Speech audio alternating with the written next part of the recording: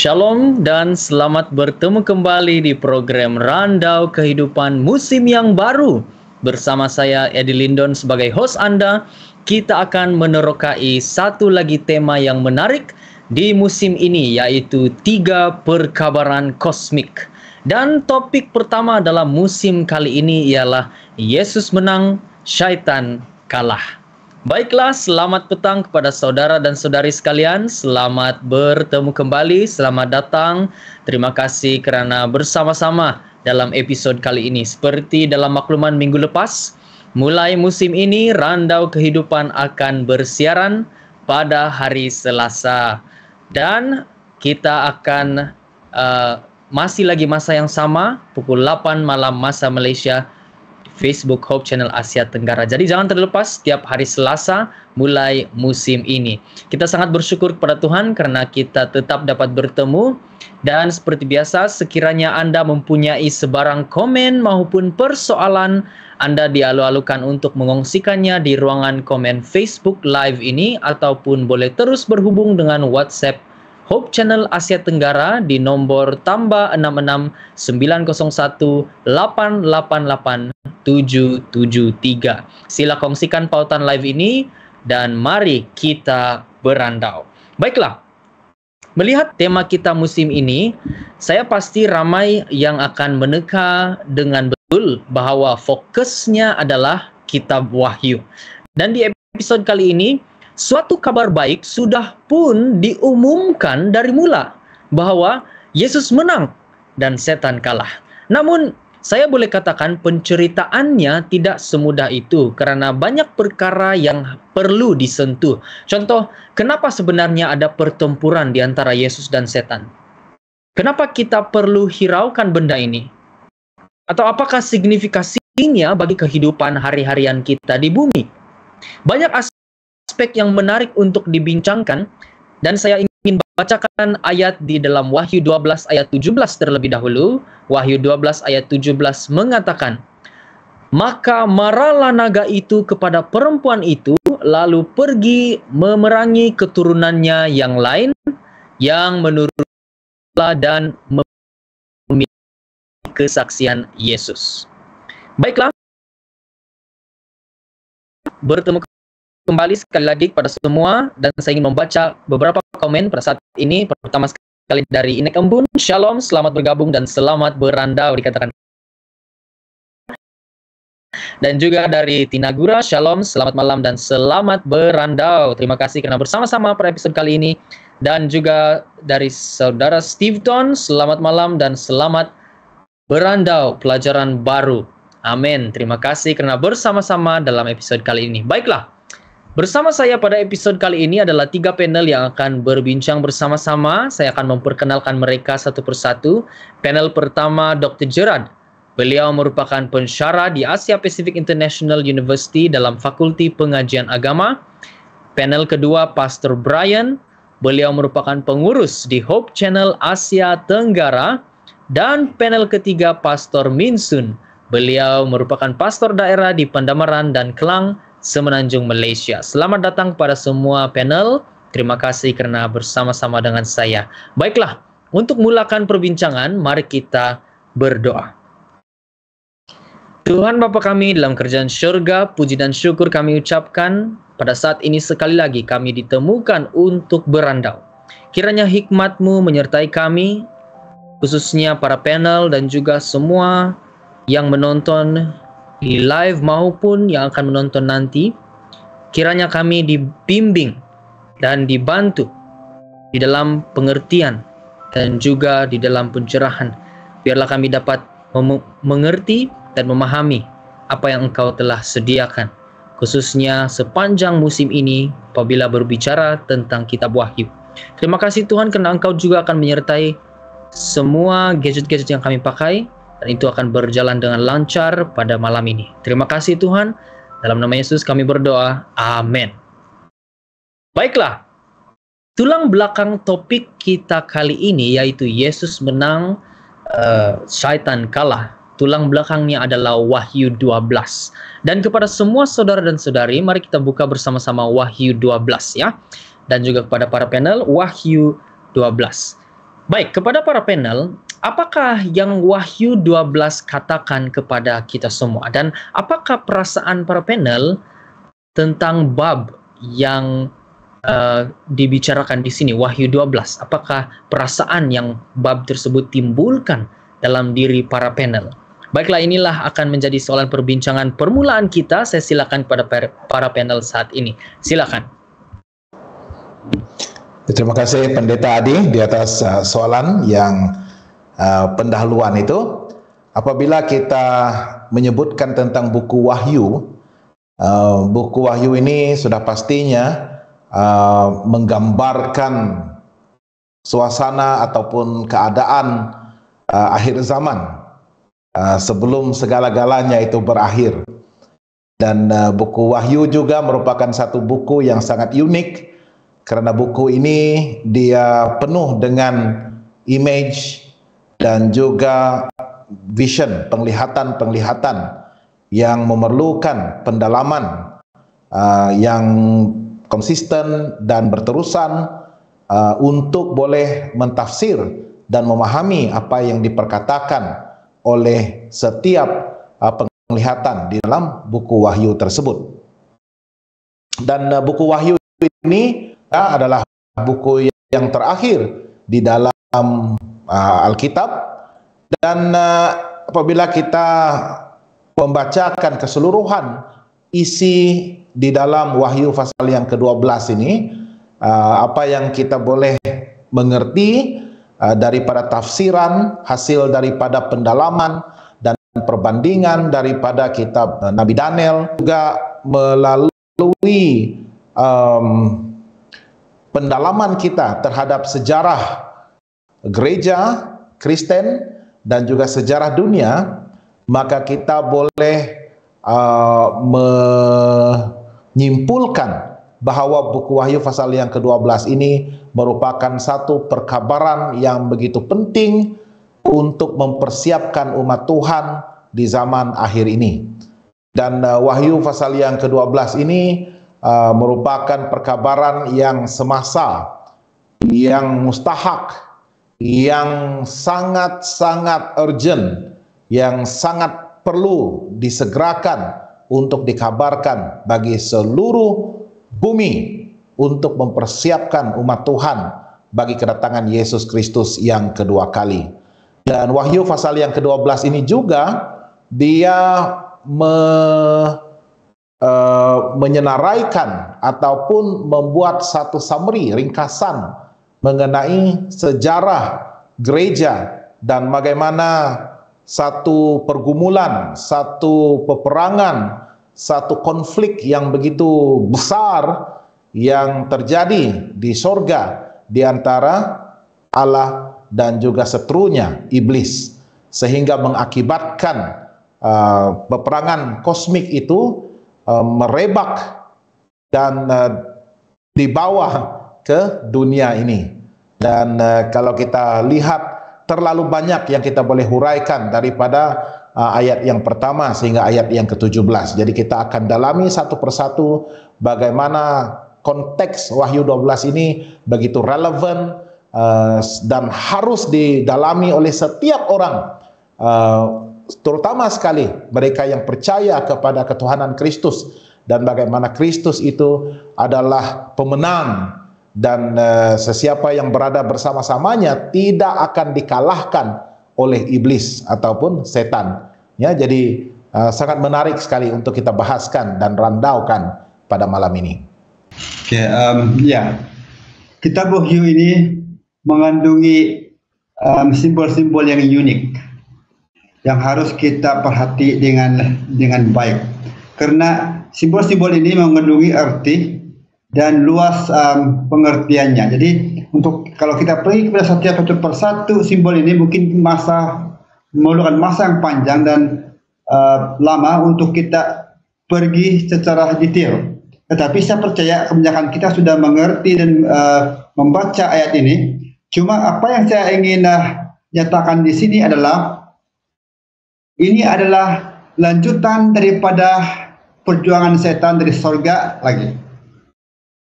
Karena di sorga setan sudah kalah. Dan kekalahan ini, setan mempunyai bab yang kedua untuk memburu kemenangan ataupun mencari, dia terus berjuang untuk mengalahkan Tuhan. Dan sekarang kalau kita lihat keseluruhan ayat ini, bila dia tidak boleh melawan bos, dia ingin melawan dia punya anak. Dan harapan dia menang ke atas perjuangan ini. Dan ini adalah satu perkara yang di mana setan ingin membalas dendam kepada Tuhan. Walaupun memang dia yang bersalah. Tidak pernah Tuhan itu bersalah dalam konteks ini. Memang setan yang bersalah. Tetapi inilah setan ini. Sentiasa membuat propaganda untuk meraih simpati daripada malaikat-malaikat lain di surga. Jadi setan ini tidak ingin bersendirian dalam kesalahan. Dia ingin mengheret yang lain terlibat di dalam kesalahan itu. Jadi inilah yang sebagian daripada rentetan daripada buku Wahyu ini. Saya percaya untuk pergi lebih luas dan jauh, saya percaya dokter ada tambahan-tambahan yang lebih jitu. Saya mau membawa kita untuk melihat dalam sudut pandang ilmiah di sini, sebab bila pelajari buku ini dan mengetahui latar belakangnya dan bagaimana dia diatur, maka kita boleh melihat sesuatu yang sangat menarik dalam buku Wahyu. Buku Wahyu merupakan salah satu buku yang kita panggil apokaliptik, satu nubuatan, tetapi dia merujuk kepada apokaliptik, di mana dia melihat kepada apa yang sedang dilalui oleh umat-umat Tuhan dalam situasi yang menyusahkan dan sengsara dan sebagainya, dan kita juga melihat bagaimana Tuhan terlibat dan akan menyelamatkan itu, dan melibatkan suatu yang lebih luas di luar bumi, seakan-akan satu fantasi, tapi bukan fantasi, dia satu simbolik. Dan itulah kita lihat sebagai apokaliptik. Nah, kalau kita lihat Wahyu ini, kita melihat ada dua bahagian utamanya. Bahagian pertama itu daripada bab yang pertama hingga bab yang ke-11, itu kita panggil bahagian sejarah, historical. Permulaan dengan Wahyu 12 sehinggalah Wahyu 22. Bahagian yang kedua ini, itu kita panggil bahagian eskatological. Oke, yang pertama itu bahagian sejarah, yang kedua ini adalah bahagian mengenai hal-hal yang merujuk ataupun membawa kita kepada gambaran akhir zaman. Jadi bila kita melihat Wahyu pasal yang ke-12 ini, di sini kita melihat apa yang berlaku pada masa akhir zaman. Tetapi pada masa yang sama kita juga melihat satu rentetan sejarah yang begitu padat, kita katakan, sebab dia mengambil masa beratus-ratus tahun di sini. Kalau kita lihat ayat yang keempat, kita melihat bahwa ini hal yang berlaku di surga. Tapi selepas itu, kita melihat bagaimana hal ini berlaku sepanjang sejarah umat Tuhan di Perjanjian Lama dan umat Tuhan di Perjanjian Baru. Dan disinilah kita melihat bagaimana rentetan sejarah itu bermula daripada Yesus di sana diceritakan dengan sangat ringkas, dengan sangat cepat sekali. Ayat yang keempat, pasal yang bagian yang kedua itu, bukan pasal bagian yang kedua, merujuk kepada seorang anak, dan itu adalah merujuk kepada Yesus. Dan daripada sanalah kita melihat daripada masa Yesus itu sehinggalah pada hari ini, kita melihat satu rentetan sejarah yang menggambarkan kepada kita bahwa ada pertentangan besar dalam level kosmik, bukan dalam level manusiawi saja, tetapi level kosmik. Di sini kita melihat dari surga ke bawah dan sepanjang sejarah di sana. Dia tidak berhenti dalam ayat yang kedua.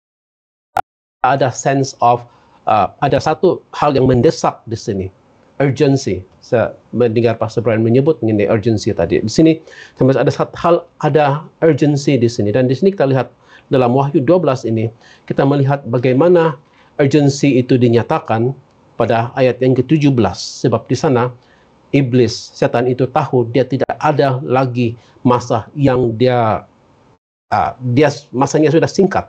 Itu sebabnya kita lihat di dalam bab ataupun pasal yang ke-13 dan 14, di sana kita melihat bagaimana iblis itu dalam amarahnya dia menggunakan agensi-agensi tertentu. Binatang daripada laut, binatang daripada bumi. Pasal yang ke-14 di sana kita melihat bagaimana pekabaran itu, pekabaran 3 malaikat itu datang untuk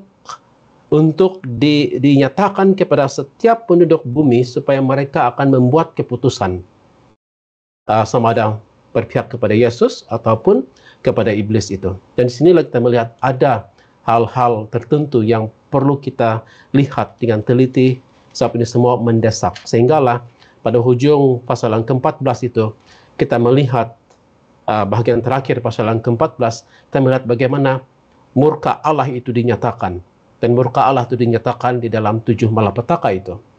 Dan kita melihat bagaimana peperangan Armageddon itu nanti.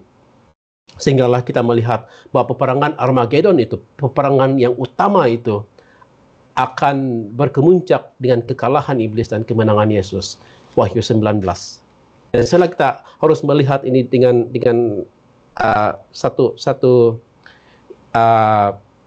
satu perspektif yang berkesinambungan daripada pasal yang ke-12 sehinggalah akhir. Tetapi dalam musim ini kita melihat terfokus kepada pasal yang ke-14, dan saya pikir di sinilah di mana kita berada pada hari ini. Dan di sinilah kita harus membuat keputusan. Ada sense of urgency, ada hal yang mendesak di sini. Hal di mana ada kontroversi besar, ada pihak-pihak yang tidak kelihatan terlibat, dan kita juga terlibat di sini. Dan di sinilah saya pikir dengan hal yang mendesak ini, kita juga seharusnya mempunyai desakan itu untuk melihat bahwa kita tidak mempunyai masa yang panjang lagi untuk membuat keputusan. Iblis melihat itu dan dia memerangi umat-umat Tuhan yang lain. Apakah kita tidak melihat masa yang pendek, masa yang singkat ini? Dan senalah saya pikir dengan melihat kepada perbincangan seterusnya dalam musim ini, kita berdoa, kita berharap agar kita boleh melihat that sense of urgency. Baik, terima kasih para panel sekalian karena telah mengulas serba sedikit mengenai kitab Wahyu, dan seperti mana telah dikatakan tadi ada unsur-unsur yang mendesak, dan saya sangat tertarik dengan topik kita kali ini yang mengatakan Yesus telah menang dan setan telah dikalahkan. Satu lagi perkara yang sering didengari sewaktu bercerita mengenai kitab Wahyu ini adalah sering saya dengar, wah, kitab Wahyu itu menakutkan, dikatakan menakutkan, scary. Tetapi luar biasa topik pertama kita kali ini, sepertinya dia melangkah dengan kaki yang lebih positif, dan di awal pun kita telah melihat Yesus telah menang, setan telah dikalahkan. Dan seperti mana disebut oleh Pastor Minsun sebentar tadi, setan ini ingin mengheret ramai orang untuk dibinasakan bersama-sama dengan dia. Dan penting ataupun ada hal mendesak untuk kita membuat pilihan, untuk kita mengambil keputusan. Nah, saya ingin kembalikan sekali lagi kepada para panel. Apakah pendapat para panel ya? Apakah signifikasi kebebasan memilih di dalam peperangan kosmik ini yang sebenarnya telah pun dimenangi oleh Yesus? Dan memandangkan Yesus telah menang melawan setan, bukankah kita turut menjadi pemenang? Jadi di manakah kebebasan memilih itu berada? Oke, saya serahkan sekali lagi kepada para panel. Silakan. Ya, Pendeta Adi, kalau kita lihat iblis ataupun setan dan juga malaikat-malaikat yang telah jatuh itu, mereka sebenarnya sudah pun dikalahkan. Mereka tewas dalam peperangan yang mereka mulakan sendiri di sorga. Tetapi mereka tidak mau percaya dan tidak mau mengaku bahwa mereka itu telah dikalahkan. Maka dengan itu mereka masih lagi berusaha untuk mempengaruhi ciptaan Tuhan, makhluk-makhluk di bumi ini, manusia, dan mereka ingin menyeret sebanyak mungkin orang-orang lain untuk turut binasa bersama-sama dengan mereka. Now, kita harus yakin dan percaya bahwa kita sudah pun dimenangkan. Rencana asal iblis untuk membunuh Yesus sewaktu Yesus akan dilahirkan oleh Maria gagal, ya. Dia tidak dapat memenuhi rancangan awalnya untuk menggagalkan rencana Tuhan bagi penyelamatan manusia melalui pengorbanan Yesus Kristus, domba Allah di salib. Ya, dan walaupun iblis masih lagi berusaha untuk mengalahkan Yesus, tetapi pada saat Yesus disalibkan itu, pada waktu itu iblis mungkin sudah bersorak karena dia melihat Yesus ditewaskan oleh maut. Ya, tetapi apabila Yesus yang memiliki kunci ke atas maut ini, dan dia memenangi kematian itu dan bangkit pada hari yang ketiga itu, dia telah menunjukkan ataupun membuktikan bahwa kita juga boleh memiliki hidup kekal. Kita juga boleh memiliki kemenangan ke atas maut. Ya, dan pada waktu pengalaman salib itu dan dimuliakan pada hari yang ketiga itu, Yesus sudah memenangkan kita. Ya, once and for all, dia sudah memenangkan kita. Bukan sahaja orang-orang pada zamannya sebelumnya, tetapi semua kita yang pada zaman terkini ini, ya, di era digital ini pun kita sudah pun dimenangkan oleh kematian Yesus di salib. Ya, jadi sebenarnya Tuhan telah memilih, dia sudah pun menetapkan kita bangsa yang sekarang, ya, umat Allah pada zaman akhir ini, untuk menjadi umatnya.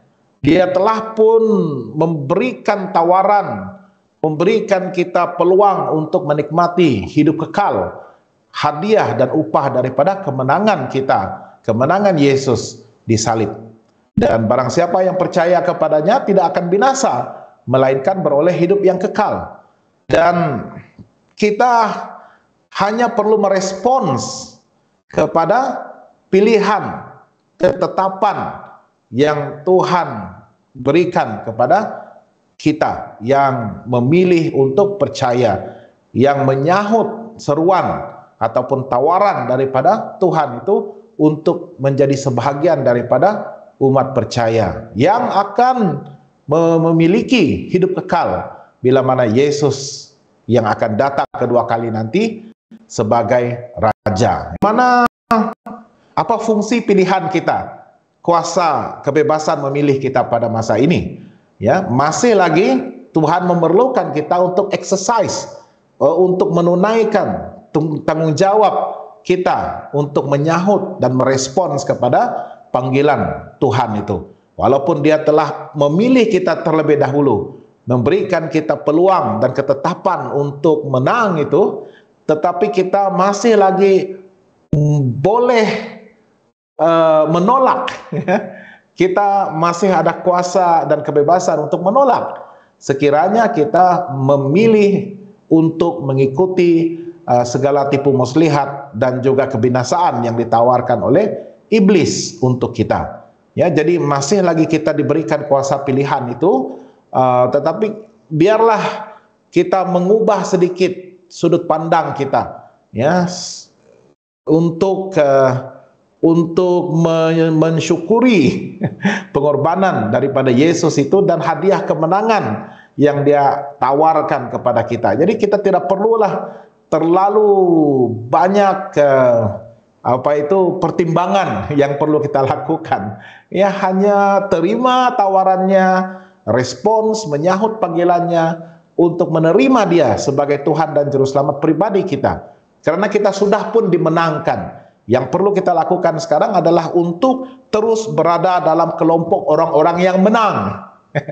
Jangan menceraikan diri kita, memisahkan diri kita daripada kemenangan itu, ya. Dan kita tidak akan lakukan itu dengan senang, karena Tuhan tidak pernah give up, berputus asa dengan kita. Dia akan terus menerus untuk berusaha menyelamatkan kita, meyakinkan kita. Ya, jadi untuk keluar daripada kelompok orang-orang benang ini sebenarnya bukan sesuatu yang mudah, karena Yesus sendiri tidak pernah give up, tidak pernah berputus asa dengan kita. Ya, jadi kalau kita memilih untuk lepaskan diri, itu menunjukkan bagaimana kuatnya pengaruh dan tipu daya iblis itu terhadap kehidupan kita, sehingga kita boleh melepaskan tawaran yang paling hebat, yang paling besar daripada Allah sendiri, kemenangan yang mutlak itu. Terima kasih Pastor Brian. Ya, silakan Pastor Minsun. Ya, oke. Untuk yang nomor 2 ini, soalan yang tadi. Adakah kemenangan itu sudah menjadi hak kita ataupun semua orang? Jawaban saya adalah ya. Karena Yesus mati untuk semua manusia tanpa memilih bangsa, bahasa, dan kebudayaan apa saja, tetapi ada term dan condition dia. Ia seperti software yang diinstal dalam program.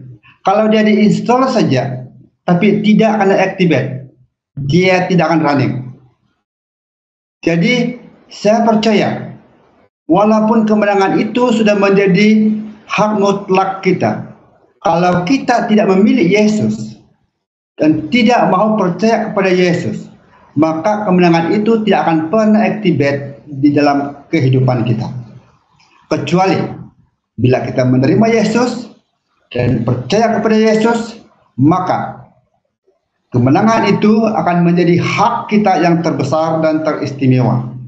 Jadi kepada saya, memang kita ada kuasa memilih dan kita juga ada kuasa menolak. Sebab itu Tuhan sudah memilih kita. Terserah kepada kita, adakah kita memilih Yesus sebagai Tuhan kita ataupun memilih Tuhan itu sebagai dasar kepercayaan kita. Kalau tidak, kita hanyalah seperti software yang terinstal tapi tidak pernah running. Ya, terima kasih Pastor Minsun. Ada tambahan dari Dr. Gerard? Iya, saya masih lagi kepada perspektif ilmiah lagi ini, sebab mungkin kita boleh melihat data-data, maklumat tertentu untuk kita kupas dengan lebih dalam lagi bahagian praktikalnya nanti. Tapi sekarang ini kita lihat juga praktikalnya juga. Kita melihat bahwa tadi kita mendengar juga bahwa Yesus telah mati, kan, dan itu semuanya adalah apa yang telah dilakukan oleh Yesus, dan dia telah menang di kayu salib, right? Kematiannya itu telah membuka mata alam semesta akan kejahatan iblis dan kebaikan dan kasih Tuhan. Dan di sana juga dari segi itu maka iblis sudah tidak ada lagi tidak ada lagi bahagiannya dengan benda-benda lain di alam semesta ini, hal-hal lain, tetapi ya bumi ini. Bagaimanapun, untuk melihat kepada signifikan yang kamu sebut tadi mengenai pilihan itu, kita juga harus melihat beberapa langkah lagi ke hadapan. Sebab di sini, selain daripada apa yang berlaku di sorga dahulu, saya lihat dalam Wahyu 12 ayat 4 itu adalah bahagian pertama peperangan itu. Maka iblis dan kuncu-kuncunya itu telah dibuang dan mereka itu telah memilih bumi untuk hal tersebut. Bagaimanapun ada bahagian kedua lagi peperangan ini. Kamu boleh lihat itu dalam ayat yang ke-7. Dan disinilah dia menarik apabila kita melihat kepada signifikan pemilihan ini. Sebab dia katakan di sini, selepas Yesus dibawa ke surga, buku Wahyu menyatakan dalam Wahyu 4 dan 5, di sana apabila Yesus naik diangkat ke surga, dia telah ditabal menjadi raja alam semesta. Dan juga raja ke atas bumi ini. Nah, bayangkan, setan selama ini iblis selama ini mengaku diri dia itu adalah pemerintah bumi ini. Tetapi apabila Yesus telah diangkat menjadi pemerintah bumi ini secara sah, maka iblis tidak senang dengan itu. Itu sebabnya ada pertentangan, ada peperangan di surga dari segi ketidakpuasan iblis itu. Ayat 7, maka timbullah peperangan di surga. Mikael dan malaikat-malaikatnya berperang melawan naga itu, dan naga itu dibantu oleh malaikat-malaikatnya, tetapi mereka tidak dapat bertahan, mereka tidak mendapat tempat lagi di surga. Dan naga besar itu, ular tua yang disebut iblis atau Satan, yang menyesatkan seluruh dunia, dilemparkan ke bawah, ya dilemparkan ke bumi bersama-sama dengan malaikat-malaikatnya. Dan di sini kita melihat juga rujukan dalam buku Yohanes 12 ayat 31. Di sana Yesus katakan pada masa ini penguasa di udara itu telah dilemparkan keluar, dan itulah kekalahan iblis di sana. Yesus telah diangkat menjadi raja atas segala raja di sini. Dan disinilah yang saya ingin fokuskan. Ayat 10, 11, 12 itu kamu boleh baca, dan itu menggambarkan kepada kita bahwa Yesus telah diangkat, kemenangan dia semua pun di sana, tetapi celakalah bumi sebab iblis telah datang ke bumi dan dia tidak lagi boleh mengaku dirinya sebagai raja di sini. Yesus sudah menjadi raja di sini. Signifikannya di sini adalah kita rugi besar. Kalau kita tahu Yesus itu sudah menjadi raja dan kita tidak memilih dia, kita rugi besar. Sebab iblis sudah dikalahkan. Dan di sini saya pikir signifikan yang sangat-sangat besar ini. Sebab nanti dalam Wahyu 13, Wahyu 14, di sana kita dikonfront dengan Injil. Dan Injil itu juga datang bersama-sama dengan amaran untuk tidak menerima tanda binatang. Dan di sanalah kita harus membuat keputusan dan keputusan dan keputusan, sehinggalah pintu kasihan ditutup. Dan itulah signifikan dia. Rugi bagi saya akan, kalau saya sudah tahu Yesus menang dan saya tidak pilih dia, rugi besar. Ya, terima kasih Dr. Gerard. Dan saya melihat juga di sini, apabila telah diterangkan seperti itu, maka signifikan, menjadi sangat signifikan Matius 28 ayat 19, di mana Great Commission itu diberikan, karena seperti yang kita tahu, mungkin masih ramai yang belum mengetahui hal itu, di mana Yesus telah menjadi raja di atas bumi ini, dan sangat rugi sekiranya mereka tidak mengetahui dan dibinasakan. Dan saya pikir itu juga menjadi suatu background ataupun foundation yang baik untuk apa yang akan disebut nanti di Wahyu 14, tapi kita tidak akan sentuh itu pada episode kali ini ya. Dan saya melihat apabila merenungkan Wahyu 12 ini, membaca 12, nampaknya si naga itu yang disebut di sini disebut iblis atau setan, si ular tua, yaitu naga besar itu juga. Si naga ini nampaknya tidak berjaya mencederahkan perempuan, sebab disebut juga di dalam Wahyu 12 ini seorang perempuan. Nah, dikatakan dalam Wahyu 12 naga itu tidak dapat mencederahkan perempuan tersebut, sebab Tuhan telah sediakan suatu tempat bagi perempuan itu di padang gurun, di mana dia akan dipelihara selama 1260 tahun. Itu kita boleh baca dalam Wahyu 12 ayat 6, dan juga ada disebut di dalam ayat yang ke-14. Nah, sehubungan dengan ini, apakah yang para panel boleh katakan tentang kegagalan si naga untuk mencederahkan perempuan itu? Adakah kita perlu gementar terhadap naga yang gagal untuk mencederahkan perempuan itu, atau adakah lebih penting untuk kita fokus terhadap perlindungan yang disediakan oleh Tuhan untuk perempuan tersebut? Baiklah, saya silakan kepada para panel sekali lagi. Ya, Pendeta Adi, kita harus bersetuju terlebih dahulu bahwa perempuan yang digambarkan di dalam Wahyu 12 ini adalah gereja, ya. gereja. Dan oleh karena kegagalan iblis untuk mengalahkan Yesus di salib, maka sekarang ini amarahnya itu beralih kepada perempuan dan keturunannya. Maksudnya daripada gereja Tuhan dan seterusnya memburu untuk menyerang seluruh umat Tuhan, umat percaya yang percaya kepada ketuhanan Yesus dan dilahirkan daripada gereja yang asli, ya, gereja yang asal itu.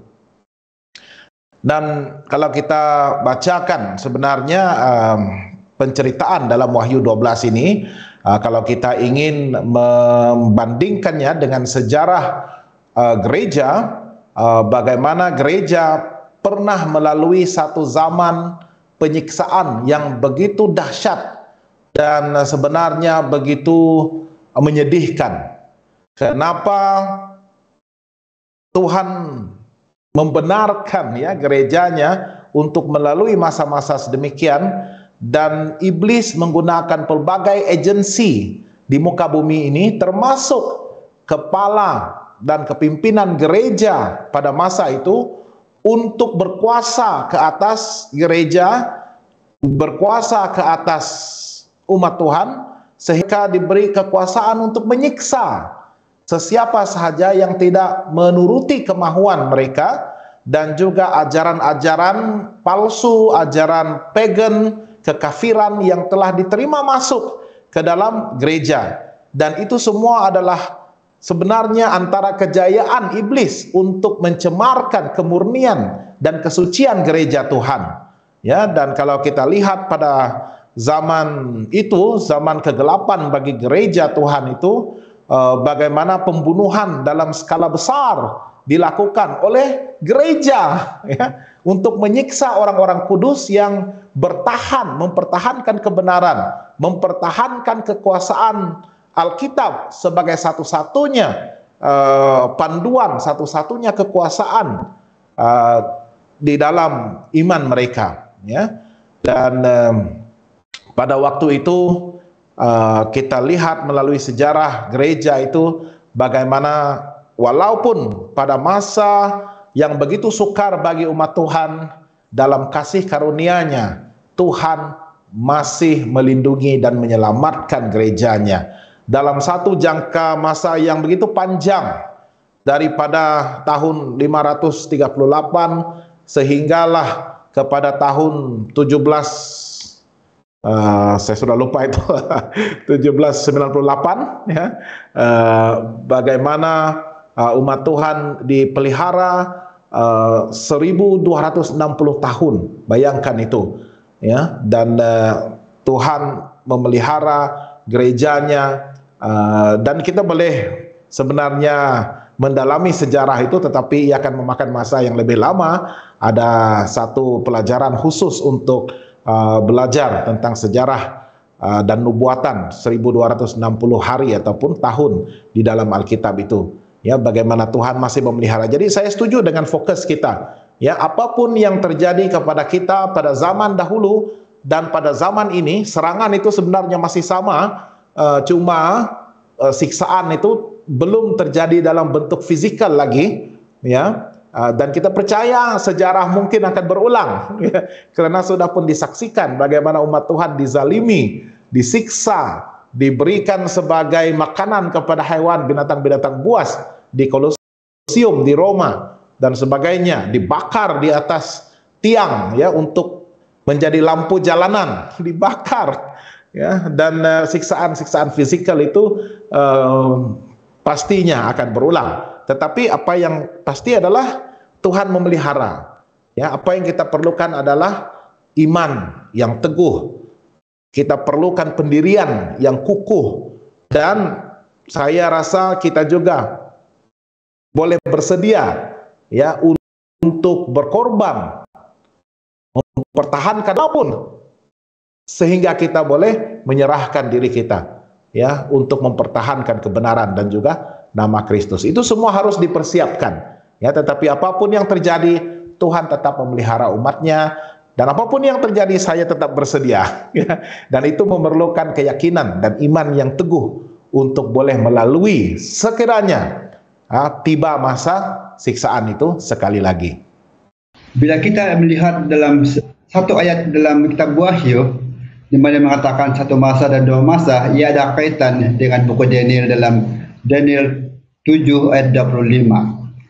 Jadi kita lihat di sini, adakah setan menang? Ya, setan kalah, tetapi ia telah berjaya untuk memusnah sebahagian daripada umat Tuhan di sekitar 1260 tahun tersebut. Namun kemenangan itu bukanlah kemenangan yang mutlak, karena ramai yang masih lagi tersisa daripada penganiayaan tersebut. Dan kita lihat setan ini sejak dari mula dia menjadi setan. Dia mahu menjadi saingan kepada Tuhan. Bila Tuhan memilih bangsa Israel sebagai bangsa pilihan, setan memilih bangsa lain untuk memerangi bangsa Israel dan sentiasa menjadi pengganggu kepada kehidupan orang Israel. Bila Tuhan mengatakan hari perhentian adalah hari Sabat, setan memperkenalkan hari yang lain sebagai alternatif. Setan sentiasa memberi pilihan-pilihan yang lain apabila Tuhan memilih sesuatu kepada manusia. Bila Tuhan mengatakan ini haram, setan juga mengatakan ini tidak halal, tidak haram. Setan selalu memberikan satu pilihan kepada manusia. Dan apa yang menarik di sini adalah setan tidak akan pernah menang, tetapi dia akan sentiasa menjadi pengganggu di sepanjang zaman. Dia menjadi sentiasa ada kontroversi dengan Tuhan.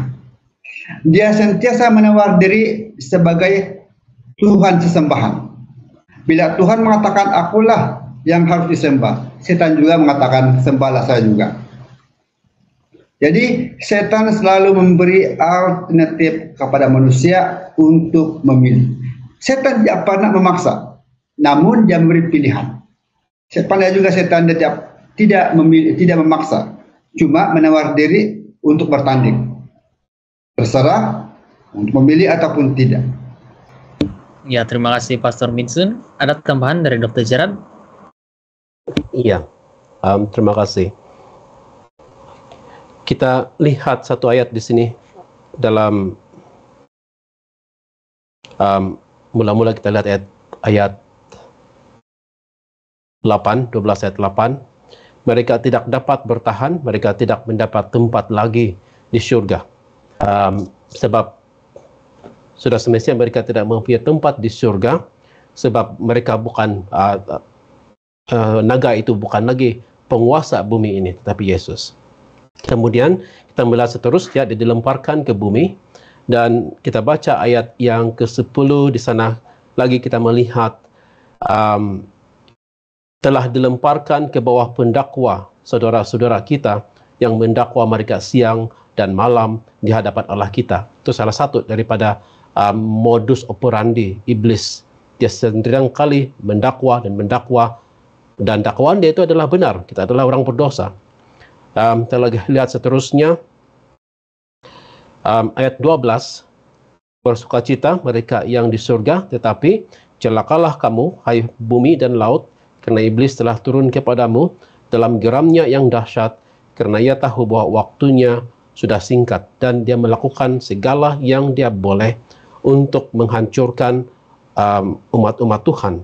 Tapi setiap kali dia melakukan itu, kita melihat bagaimana ayat yang ke-6 dan ke-14 itu menyatakan kepada kita bahwa Tuhan bertindak, dia melakukan sesuatu. Gereja tidak dapat menahan serangan iblis ini. Kalau bukan Allah, Tuhan campur tangan. Ayat 6 Tuhan campur tangan, ayat 14 Tuhan campur tangan. Dan kita melihat masa tersebut 1260 tahun ataupun 42 bulan dan sebagainya. Tetapi bayangkan ini, iblis kelihatannya menggandakan, melipat kali gandakan, tidak tahu berapa kali lipat itu, tapi melipat kali gandakan usaha dia pada zaman ini untuk menipu. Dan kalau kita lihat mode of operation dia dalam sepanjang sejarah, salah satunya apa yang sudah Pastor Mason katakan, dia bilang, ya oke, kamu pergi gereja saja, kamu baca saja firman Tuhan dan sebagainya, kamu worship saja, tetapi dia memberikan penipuan, dia akan menyuntik penipuan dalam itu. Itu salah satu mode of operation dia. Kamu boleh melihat itu dalam Wahyu 13 juga. Itu pun satu sejarah juga itu di sana. Satu lagi mode of operation dia adalah force ataupun paksaan ataupun penyiksaan. Jadi setan selalu menggabungkan ini. Kalau bukan dengan kekerasan, dia menggunakan penipuan. Tetapi seringkali kita melihat kekerasan dan penipuan berjalan bersama-sama. Dalam Middle Ages, Pastor Brian sudah menyebut tadi, zaman pertengahan itu, zaman kegelapan, kedua-dua ini berjalan seiringan. Mereka yang tidak menerima ajaran sesat, ajaran yang salah daripada pemimpin-pemimpin akan dibunuh. Itu adalah kekerasan dia di sana. Hal yang sama akan datang. Tetapi bila itu dilipat kali gandakan pada akhir zaman ini, Yesus katakan, even the very elect, mereka yang terpilih pun akan melihat itu satu penipuan yang sangat sukar untuk dibezakan. So, di sanalah kita melihat, kalau iblis, saya pikir pada hari ini, kalau iblis melipat kali gandakan usaha dia untuk penipuan, saya pikir kenapa kita tidak melipat gandakan usaha kita untuk mempelajari firman Tuhan. Supaya dia mempelajari firman Tuhan saja, kita akan dilindungi daripada itu semua. Paulus mengatakan itu dalam 2 Tesalonika 2 ayat 2. Mereka yang tertipu adalah mereka yang tidak mencintai kebenaran. Jadi bagaimana kalau kita tidak mencintai kebenaran? Kenapa kita tidak melipat kali gandakan itu dalam kehidupan kita pada hari ini, dalam akhir zaman ini? Jadi saya pikir secara praktikalnya kita harus melipat kali gandakan juga itu semua. Dan bergantung kepada Tuhan bila datang seperti apa yang dikatakan di dalam ayat yang 15 itu, daripada mulut ular itu keluar air sebesar sungai. Itu adalah mulut penyiksaan dan juga mulut penipuan. Air penyiksaan, air penipuan. Tetapi Tuhan campur tangan. Jadi sanalah kita harus selalu bergantung kepada Tuhan untuk diselamatkan oleh Dia daripada penipuan itu semua dan juga penyiksaan. Baiklah, terima kasih Dr. Gerard dan juga semua para panel. Nampaknya memang benar bahwa kontroversi itu sangatlah hangat dan mampu menjatuhkan gereja. Sekiranya gereja itu seperti yang dikatakan oleh Dr. Gerard tadi tidak melipat gandakan usahanya, sebab setan sendiri mengetahui waktunya sudah singkat, itu di ayat 12. Jadi dia berusaha untuk menjatuhkan umat-umat Tuhan. Kenapa kita ataupun umat-umat Tuhan tidak melipatkan ganda juga untuk mencintai firman-Nya, untuk mempelajari, untuk mempersiapkan diri kita untuk pertempuran yang besar itu. Dan apapun yang berlaku ataupun apapun kesukaran, masa-masa yang sangat mencabar datang di hadapan kita, kita terus setia. Itu yang kita katakan di episode lalu, kita terus setia dan kita semestinya akan menerima ganjaran. Dan kita tahu juga bahwa Yesus sudah menang dan setan sebenarnya sudah dikalahkan. Jadi inilah yang saya boleh lihat apa yang kita harus lakukan. Dan sekiranya para panel mempunyai tambahan, boleh juga dikongsikan sebelum Pastor Brian memasuki segmen nyanyian randau. Ada tambahan dari para panel yang lain? Oke, tidak ada. Baiklah, Pastor Brian, saya silakan kepada Pastor untuk segmen nyanyian randau. Ya, saya tertarik dengan bait-bait ataupun maksud daripada satu lagu yang sudah pun kita nyanyikan sebelum ini, Trust and Obey. Tetapi melalui versi nyanyian kidung baru, ya, kidung baru dalam bahasa Indonesia, siapa yang berpegang pada sabda Tuhan dan setia mematuhinya, hidupnya mulia dalam cahaya baka bersekutu dengan Tuhannya.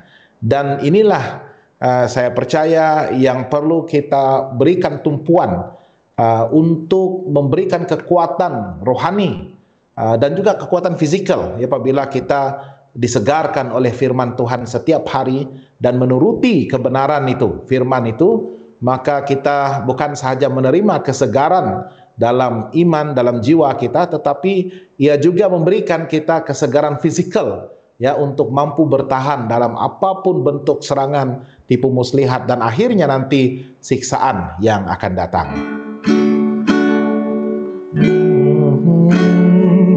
Siapa yang berpegang pada sabda Tuhan dan setia mematuhinya, hidupnya mulia dalam cahaya baka bersekutu dengan Tuhannya. Percayalah dan pegang sabdanya, hidupmu dalam Yesus sungguh bahagia.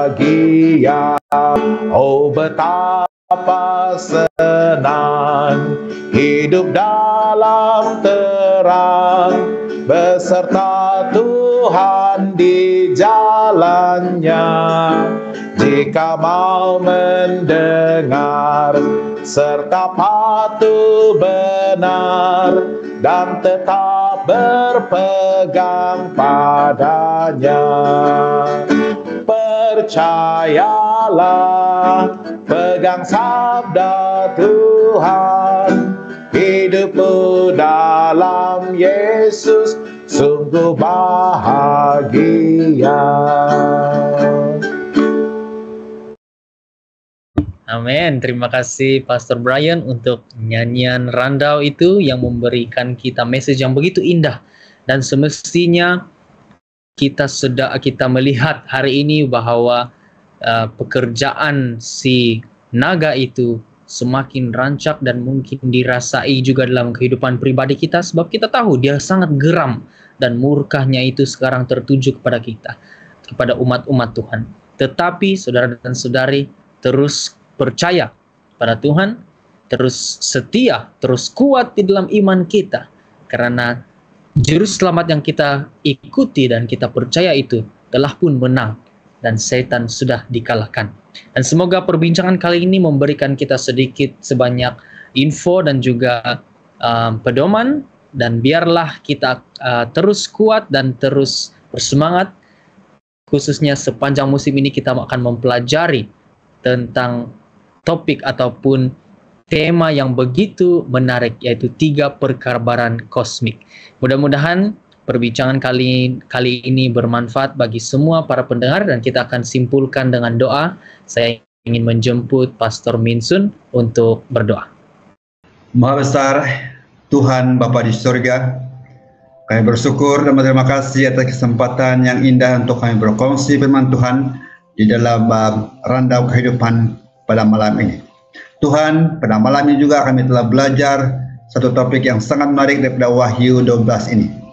Dan sudah pasti merupakan satu topik yang sangat baik untuk kami perdalami.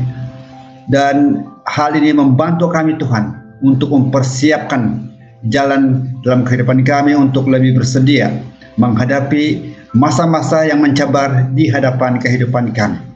Oh Tuhan, terima kasih. Walaupun setan tidak pernah putus asa untuk menawarkan segala penipuan, menggoda umat Tuhan, tapi kami percaya Tuhan sentiasa cukup kuat untuk menyediakan jalan kemenangan bagi setiap umat percaya kepadanya. Kami percaya kemenangan Yesus di salib merupakan kemenangan kami juga. Terima kasih Tuhan karena kebaikan dan kemurahan-Mu, dan terima kasih juga karena Engkau sentiasa melindungi kami Tuhan daripada hal-hal yang jahat, melindungi kami juga daripada perkara-perkara yang bahaya dalam kehidupan kami. Bapa di surga, terima kasih Engkau sudah memberkati para penonton, pendengar setia dimanapun mereka berada. Oh Tuhan di surga, terima kasih sekali lagi Engkau sudah menyertai dan bersama-sama kami, dan kami serahkan segala permintaan kami dalam nama anak-Mu Tuhan Yesus. Amin. Amin. Terima kasih Pastor Minsun. Kita mendapat beberapa komen dari sahabat kita, para pendengar dan viewers kita. Yang pertama dari Saudari Tinagura, amin dikatakan, amin juga. Terima kasih karena bersama-sama dalam episode kali ini. Dan juga dari Jebit Jeff, amin dikatakan, amin. Terima kasih untuk komen ini.